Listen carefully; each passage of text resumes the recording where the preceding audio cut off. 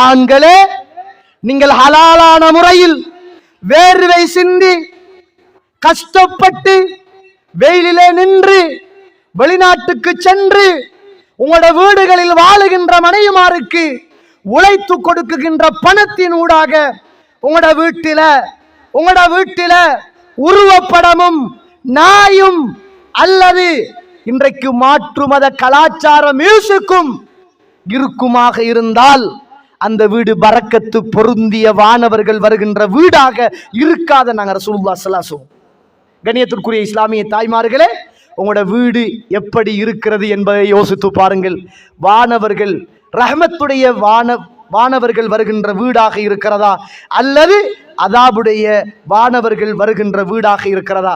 நீங்க யோசிக்க கூட நம்மட வீட்டில் உருவப்படம் இல்லையென்று யோசிக்க கூட.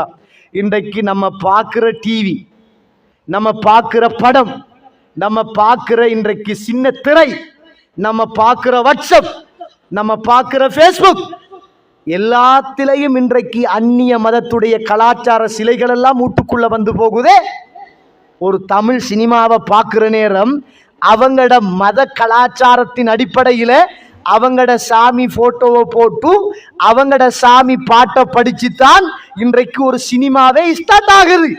இன்றைக்கு மூமினான பெண்களும் இல்லா மர்ரஹிமல்லா அல்லாஹ் அருள் செய்தவர்களை தவிர இன்றைக்கு ஒரு சினிமா பார்க்கிறார் என்றால், சின்னத்திரை பார்க்கிறார் என்றால், தேவையில்லாத பாட்டை பார்க்கிறார் என்றால், இன்றைக்கு வீட்டுக்குள்ள மியூசிக் நடக்கிறது. மாற்று மத கலாச்சாரத்துடைய கடவுள் நீங்க கஷ்டப்பட்டு சம்பாதித்து வேர்வை சிந்தி வெளிநாட்டில் நின்று உழைத்த உங்களுடைய பணத்தின் ஊடாக உங்களோட வீட்டுக்குள்ள இன்றைக்கு நடக்குது என்றால் நீங்களும் பொறுப்பு, உங்களோட மனைவிமார்களும் பொறுப்பு என்பதை நானும் நீங்களும் மறந்துவிடக்கூடாது. கண்ணியத்துக்குரிய இஸ்லாமிய தாய்மார்களே, சகோதர சகோதரிகளே, இன்னும் ஒரு விஷயத்தை யோசிச்சு பாருங்க. இந்த உலகத்தில் ரசூலுல்லாஹ் ஸல்லல்லாஹு அலைஹி வஸல்லம் அவர்கள் வாழ்ந்த காலம், ரசூலுல்லாஹ்ட குடும்பமும் அந்த குடும்பத்தின் பெண்களும், இது இறுதியான உபதேசமாக இருக்கும், அந்த குடும்பத்தின் பெண்களும் இந்த இஸ்லாத்துக்கு செய்த சேவைகளை போன்று வேறு யாருமே செய்திருக்க மாட்டார்கள். ரசூலுல்லாஹ்வுடைய பிள்ளைகள் சோதிக்கப்பட்டது, ரசூலுல்லாஹ்வுடைய பிள்ளைகளுடைய வாழ்க்கை சோதிக்கப்பட்டது. ரசூலுல்லாஹ்வுடைய பிள்ளைகளை இந்த பூமியில இஸ்லாத்தை சொன்னதற்காக வேண்டி தலாக் கொடுத்து அனுப்பினார்கள். ரசூலுல்லாஹ்வுடைய கழுத்தில அன்றைக்கு அழுகிய குடல்களை போட்டார்கள், குப்பைகளை வீசினார்கள், யுத்தகலத்திலே அடித்தார்கள். ரசூலுல்லாஹ்வுடைய குடும்பத்தை நாடு ஒதுக்கினார்கள், பள்ளத்தாக்களை அடைத்து வைத்தார்கள், கமக்கட்டிலே சுத்தி வந்த ரொட்டிகளை உண்டு சாப்பிட்டார்கள், ஈத்தம்பழத்தோடு மாத்திரம் உலகத்திலே அவர்களுடைய வாழ்க்கையை கழித்தார்கள். எப்பயோ கொடுத்த ஆட்டிறைச்சியையும் உள்ளையும் அவித்து வைத்து சாப்பிட்டார்கள். ஆடைகள் இல்லாமல் ஊடுகளிலே வாழ்ந்தார்கள்.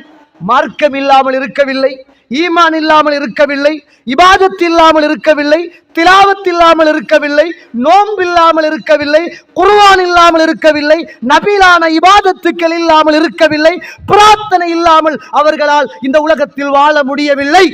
இந்த உலகத்தின் ஆடைகளும் உலகத்தின் அலங்காரங்களும் வீடுகளும் சொத்துக்களும் சுகங்களும் உணவுகளும் இல்லாமல் வாழ்ந்த போதும் இறைவனும் இறைவனுடைய நினைவும் அவருடைய உள்ளங்களிலும் இல்லங்களிலும் ஆதிக்கம் செலுத்திக் கொண்டிருந்தது. மரணம் வரைக்கும் அதில் அவர்கள் உறுதியாக இருந்து வெற்றி பெற்று